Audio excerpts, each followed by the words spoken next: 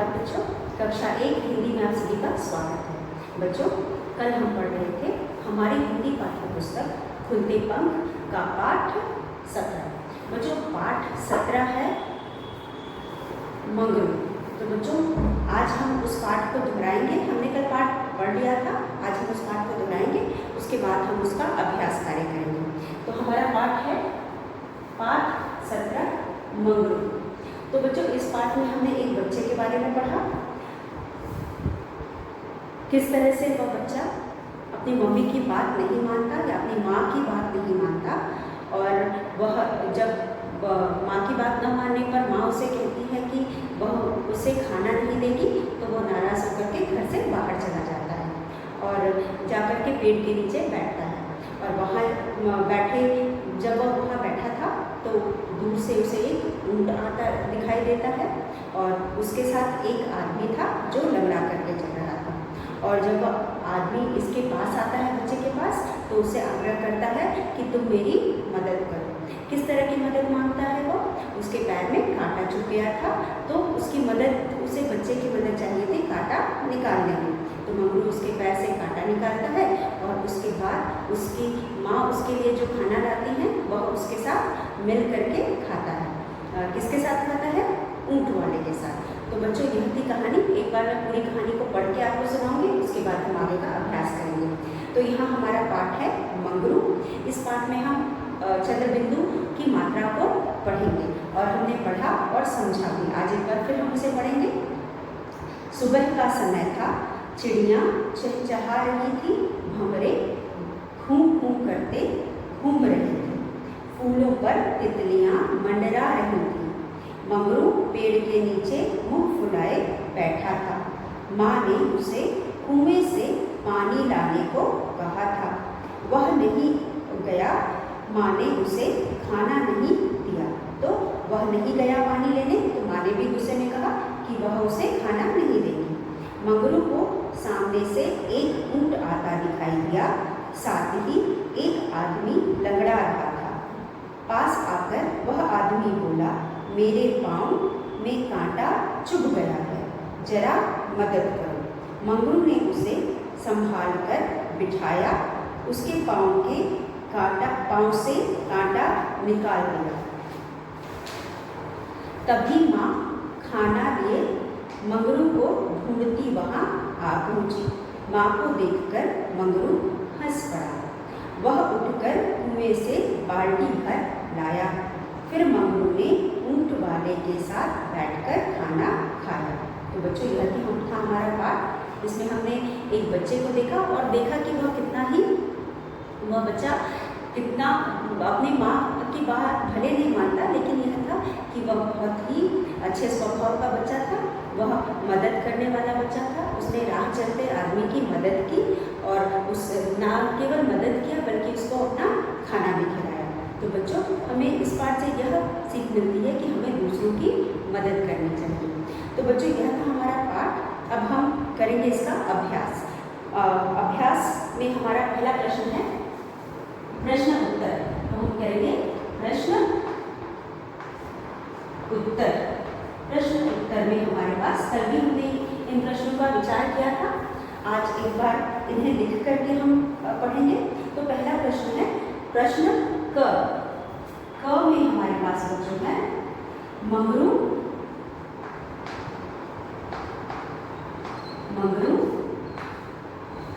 मुख फुलाए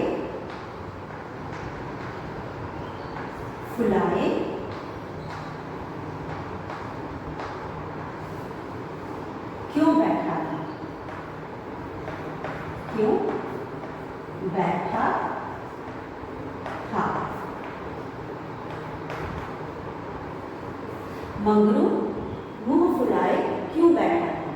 मंगरू मुंह फुलाए बैठा था क्योंकि, उत्तर में हम लिखेंगे मंगरू मुंह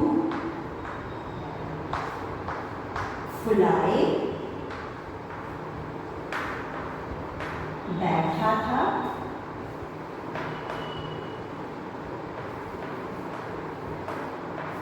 क्योंकि माँ ने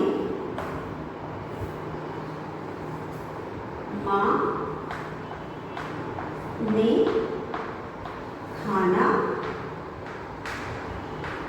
देने से मना कर दिया था। तो बच्चों, यह हमारा उत्तर मंगरू मुंह फुलाए क्यों बैठा था।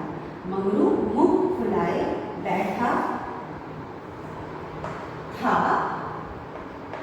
क्योंकि माँ ने खाना देने से मना कर दिया था। मंगरू मुंह फुलाए बैठा था क्योंकि माँ ने खाना देने से मना कर दिया था। तो यह हमारा पहला प्रश्न, मंगरू मुंह फुलाए क्यों बैठा था। मंगरू मुंह फुलाए बैठा था क्योंकि माँ ने खाना देने से मना कर दिया था। यह है हमारा पहला प्रश्न। अब हम करेंगे हमारा दूसरा प्रश्न। दूसरा प्रश्न हमारा है बच्चों, माँ ने मंगरू को खाना क्यों नहीं दिया। माँ ने मंगरू को खाना क्यों नहीं दिया। ख, माँ ने मंगरू को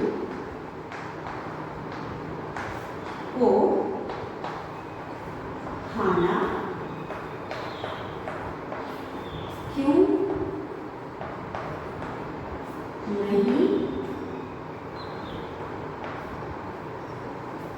दिया। माँ ने मंगरू को खाना क्यों नहीं दिया। माँ ने मंगरू को खाना क्यों नहीं दिया। माँ ने मंगरू को खाना इसलिए नहीं दिया क्योंकि उसने कुएं से पानी लाने को उसे मना कर दिया था। माँ ने उत्तर, माँ ने मंगरू को खाना इसलिए नहीं दिया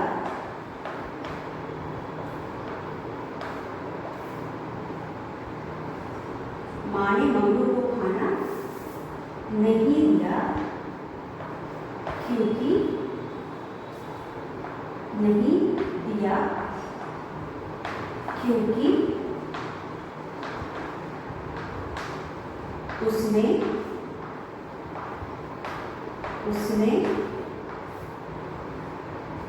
कुएं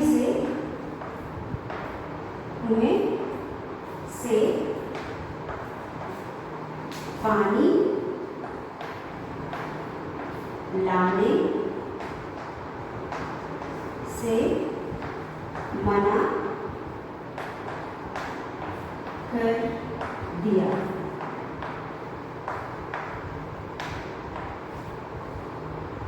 या फिर बच्चों इसको दूसरी तरह से भी हम लिख सकते हैं। हम इसको दूसरी तरह से भी लिख सकते हैं। पहले हम आंसर लिखेंगे, मंगरू ने कुएं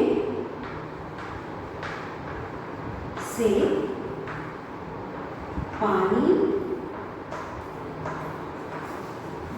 मंगरू कुएं से पानी नहीं लाया। मंगरू कुएं से पानी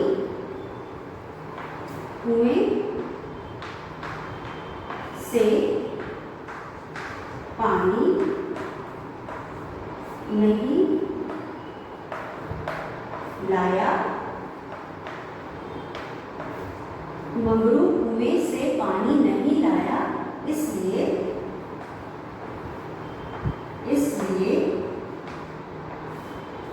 माँ ने खाना देने से मना कर दिया। मना कर दिया। तो बच्चों आप दोनों तरह से आंसर को लिख सकते हैं। या आप लिख सकते हैं, माँ ने मंगरू को खाना नहीं दिया क्योंकि मंगरू ने कुएं से पानी लाने को मना कर दिया। मंगरू कुएं से पानी नहीं लाया इसलिए माँ ने खाना देने से मना कर दिया क्योंकि मंगरू ने माँ की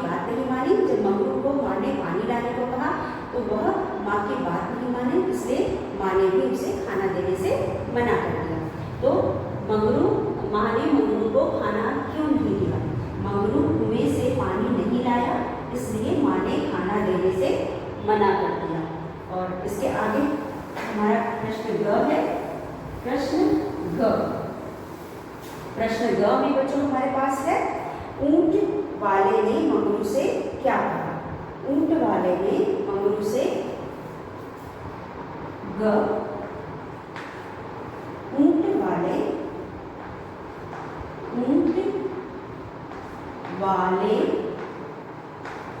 ने मंगरू से क्या कहा? ऊंट वाले ने मंगरू से क्या कहा? ऊंट वाले ने मंगरू से उसकी मदद करने को कहा। ऊंट वाले ने उत्तर, ऊंट वाले ने मंगरू से उसकी मदद करने को कहा।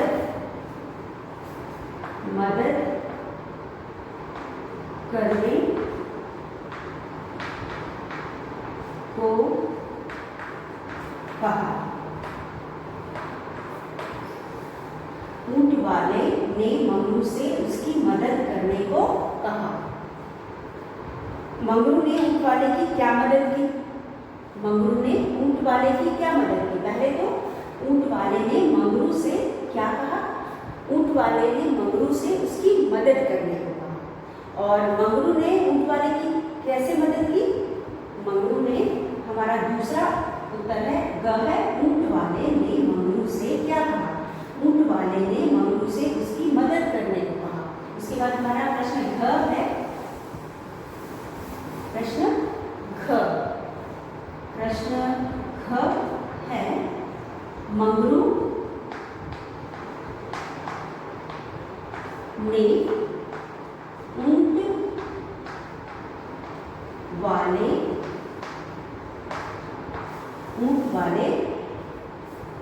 की मदद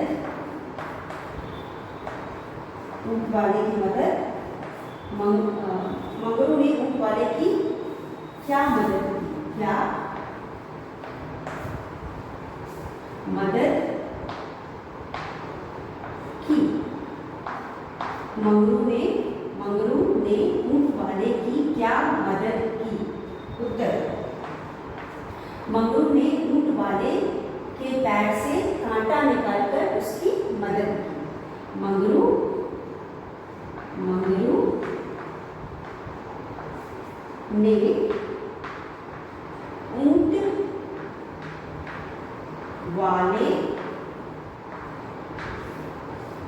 के पैर के पांव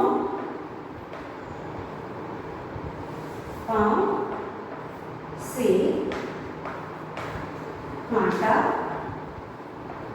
कांटा निकाल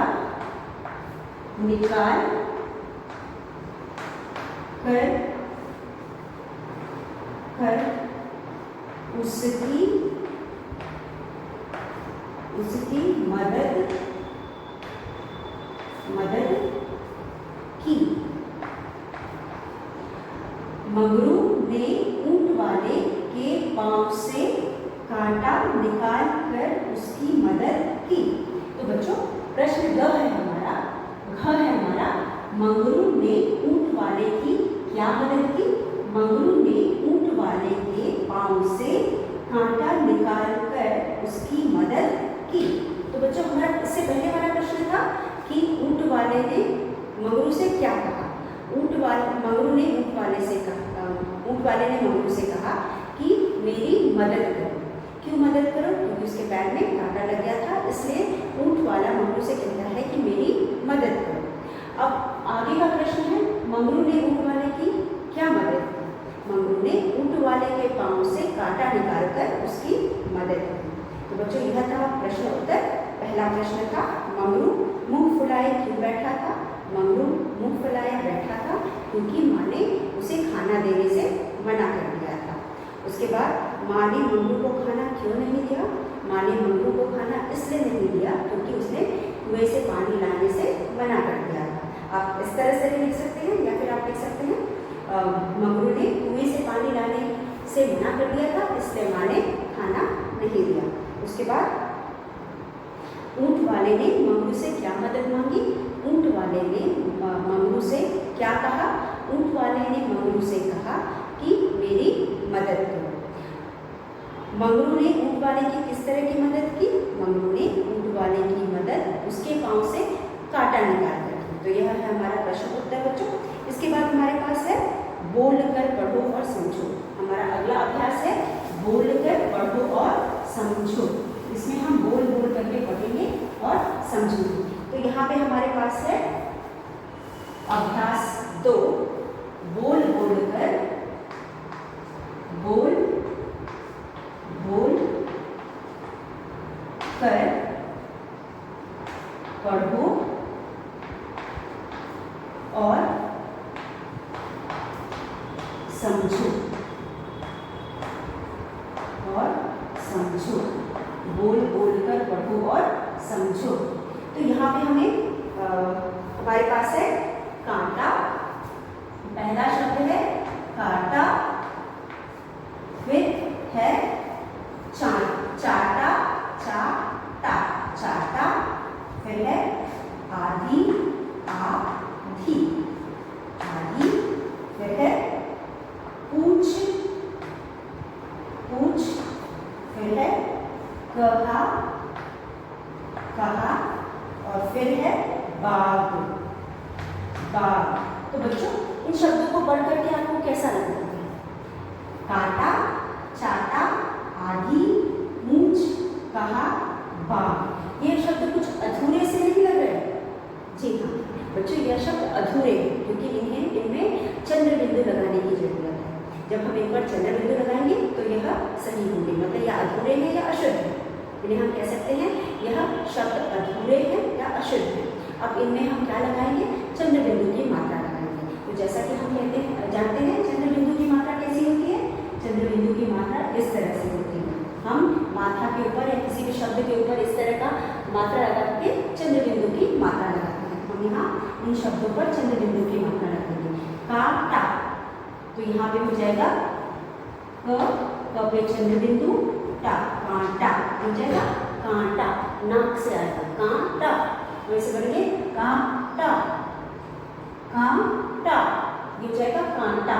उसके बाद है चाटा, च पे आ की मात्रा, चाटा चाटा मात्रा है चांटा, यहाँ पे भी चंद्र बिंदु, ये हो जाएगा चांटा चांटा, ये हो जाएगा चांटा।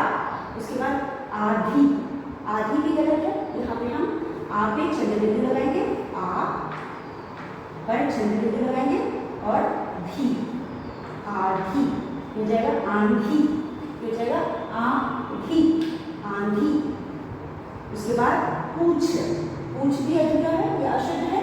इसको हम प पे चंद्र बिंदु लगाएंगे, बड़ा की मात्रा लगाएंगे और छ लगाएंगे, हो जाएगा पूंछ। ये क्या हो जाएगा पूंछ। इस तरह से ये हो जाएगा पूंछ। कहा कहा तो ये हो जाएगा कहाँ कहाँ कहाँ, ये हो जाएगा कहाँ। क हा पे चंद्र बिंदु कहाँ, ये हो जाएगा बाग। बाग में क्या हो जाएगा, बाग में हमको कहाँ चंद्र बिंदु लगाना है। बाग में हमें कहाँ चंद्र बिंदु लगाना है, ये है बांग। ब चंद्र बिंदु और ग बांग हो जाएगा बांग। हमारे पास है काटा, हम इसको पढ़ेंगे काटा कांटा चाटा चांटा आधी आंधी पूंछ पूंछ कहाँ कहा कहाँ बाग बांग। तो बच्चों यह शब्द जो हमें दिए गए थे या अधूरे थे, इन पर हमने चंद्र बिंदु की मात्रा लगाई और इन्हें पूरा किया। तो यह है काटा कांटा चाटा चांटा, आधी आंधी, ऊंच ऊंच, कहा कहाँ, बाग बांग। इस तरह से हमने इन शब्दों को पूरा किया। तो यहाँ पे इन शब्दों को में चंद्र बिंदु लगा करके हमने इन शब्दों को पूरा किया। इसके बाद हमारे पास अगला शब्द है, अगला प्रश्न हमारे पास है चित्र देखकर नाम पूरे करो। तो यहाँ पे कुछ चित्र दिए गए हैं। चित्र में हमारे पास पहला चित्र है चंद्रमा। पहला चित्र किसका है? चंद्रमा। तो यहाँ पे है चांद, यहाँ पे चांद बना हुआ है। हम पहले चित्र में हमारे पास चांद है, हम उसके आगे चांद लिखेंगे। तो हमारा अगला प्रश्न है बच्चों, चित्र देखकर नाम लिखो। हमें चित्र दिए गए हैं, उनके हमें नाम लिखने हैं। तो यहाँ पे जो चित्र दिए गए हैं, सबसे पहला चित्र हमारे पास जो है वो है चंद्रमा। ये है चंदा। यहाँ हमको लिखना है चांद। चांद हम कैसे लिखेंगे? च पे आगे मात्रा, चंद्र बिंदु द, चांद। तो पहला चित्र जो हमारे पास है यह है चांद का। अब दूसरा चित्र हमारे पास किसका है? दूसरा चित्र है बांसुरी। तो हम यहाँ पे हमारे पास है बांसुरी। इस तरह से हमारे पास बांसुरी है, ठीक है। यह है बांसुरी और यहाँ पे ये हो गया कि बांसुरी। तो हम इस पे इसके नीचे इसका नाम लिखेंगे बांसुरी। यहाँ पे हम लिखेंगे बा, चंद्र बिंदु स, उ की मात्रा री, बांसुरी, बांसुरी, बांसुरी। उसके बाद हमारे पास यहाँ पे है तीन। तीसरा है हमारे पास कुआं। यह हमारे पास है कुआं। यह है कुआं। यह कुएं की तस्वीर है, हम इसको लिखेंगे। और यहाँ पे हमारे पास है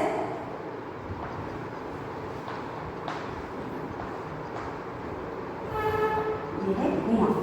तो हम यहाँ लिखेंगे कुआं, क पे छोटा बिंदु आ, कुआं। और चंद्र बिंदु कुआं पे लेंगे, कुआं, कुआं। उसके बाद अगला चित्र हमारे पास है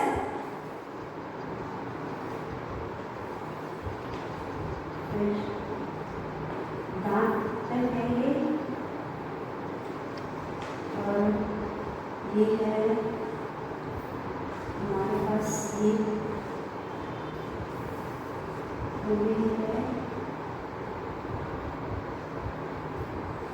अब हमारे पास यहाँ पे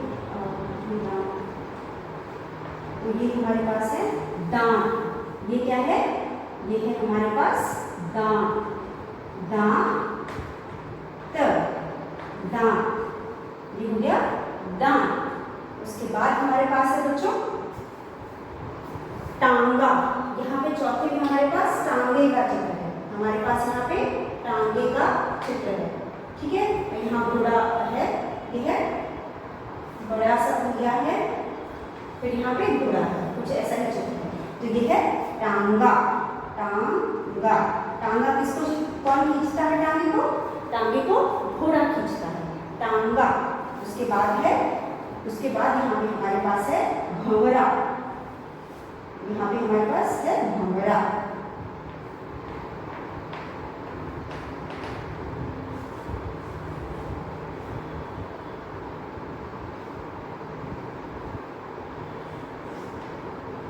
ये हमारे पास भंवरा।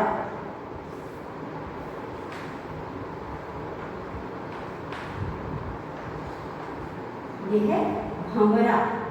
यहाँ पे हम लिखेंगे भंवरा, भंवरा। तो बच्चों एक बार फिर इन चित्रों को देखते हैं। यहाँ पे हमारे पास है टांगा, टांगा, और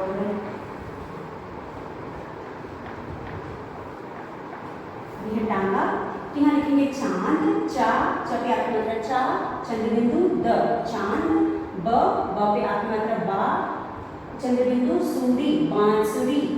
फिर है हमारे पास कुआं, कुआं, टांगा, दांत, भंवरा। तो बच्चों यह चित्र हमारे पुस्तक में दी हुई है। पहला है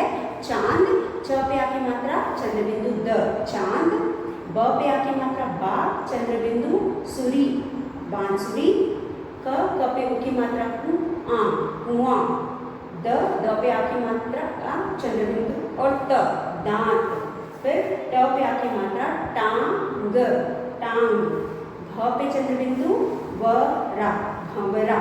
तो बच्चों इस तरह से हमने चंद्रबिंदु लगाया और इन शब्दों को पहचान कर इनके नाम लिखे। तो आप भी इसे लिख करके और पढ़ करके इसका अभ्यास करेंगे। आगे हमारे पास है पढ़ो और समझो। पढ़ो और समझो में हमारे पास बच्चों यहाँ पे है एक और अनेक। एक और अनेक आप पहले भी पढ़ चुके हैं, पहले के पाठ में भी पढ़ चुके हैं। हमें एक से किस तरह से अनेक बनाना है, यानी वचन। तो हम इसे पढ़ करके हमने समझा कि यहाँ पर एक से अनेक बनाना है। पढ़ो और समझो, समझो, समझो। तो यहाँ पे हमें एक से अनेक बनाना है, क्योंकि एक तितली है तो यहाँ लिखा है तितली, तितली। फिर उसके बाद हमारे पास है दो तितली। दो तितली मतलब एक से अधिक यानी अनेक। तो अनेक के लिए हम तितली में क्या करेंगे, अब हम देखेंगे पीछे वाली मात्रा को। पीछे वाली मात्रा है बड़ी ई की मात्रा। जहाँ पे भी बड़ी ई की मात्रा होती है हम उस मात्रा को छोटी ई करके वहाँ पे या लगाते हैं। या की वजह से पहले वाली जो शब्द का आखिरी मात्रा है तो छोटी की मात्रा हो जाएगी। तो हम पहले तितलियाँ, ती त ल पे छोटी की मात्रा ली, य पे चंद्रबिंदु तितलियाँ, ये हो गया तितलियाँ। तो हम इसे एक से अनेक बनाएंगे। ये एक वचन, यहाँ पे एक तितली है, यहाँ पे दो तितली है, इसलिए तितली बन गया तितलियाँ।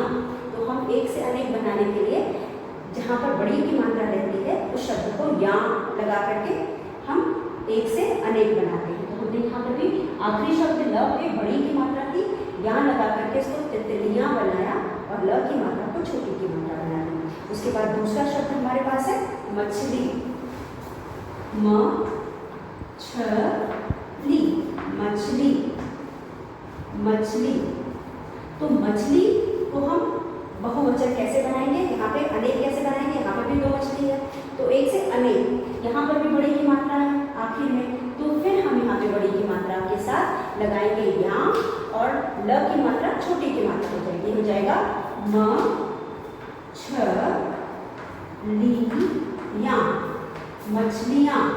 यहाँ पे हो जाएगा मछलियाँ, एक से अनेक।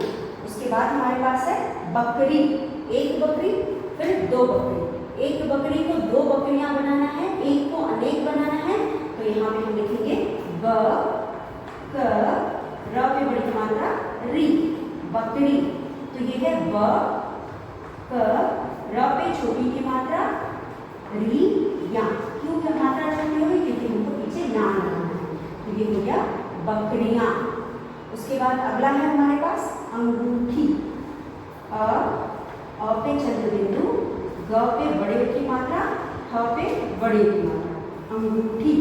अंगूठी को हम बनाएंगे अंगूठियाँ, अंगूठी को हम बनाएंगे अंगूठियाँ। तो ये क्या हो जाएगा, अंग पे चंद्रबिंदु, ग पे बड़े की मात्रा, ठ पे छोटे की मात्रा, या, अंगूठियाँ। ये बन जाएगा अंगूठियाँ। तो अ पे चंद्रबिंदु, ग पे बड़े की मात्रा, ठ पे छोटे की मात्रा, य पे आ की मात्रा चंद्रबिंदु, ये हो जाएगा अंगूठियाँ। तितलियाँ, मछली, मछलियाँ, बकरी, बकरियाँ, अंगूठी, अंगूठियाँ। तो बच्चों जैसा कि मैंने आपको बताया, जिस भी शब्द का हमें बहुवचन बनाना है या अनेक बनाना है उसके आखिरी शब्द को हम देखेंगे। अगर यहाँ पे बड़ी ई की मात्रा है तो जहाँ पे भी बड़ी की मात्रा होती है उसको हम छोटी की मात्रा बना देते हैं, इसलिए क्योंकि हमें उसके बाद या लगाना है। तो जहाँ कहीं भी या लगता है उसके पहले की मात्रा छोटी की मात्रा हो जाती है। तो ये हो गया तितलियाँ। ल की मात्रा को हमने छोटी की मात्रा बना दी, हो गया तितलियाँ। म छ लियाँ। उसी तरह मछली में भी है, आखिरी शब्द में बड़ी की मात्रा है तो ये हो गया मछलियाँ। उसके बाद बकरी, बकरी में भी आखिरी शब्द में बड़ी की मात्रा है, इसलिए हम इसको बना देंगे बकरियाँ। र पे या लगने की वजह से र की मात्रा छोटी की मात्रा होगी। अंगूठी,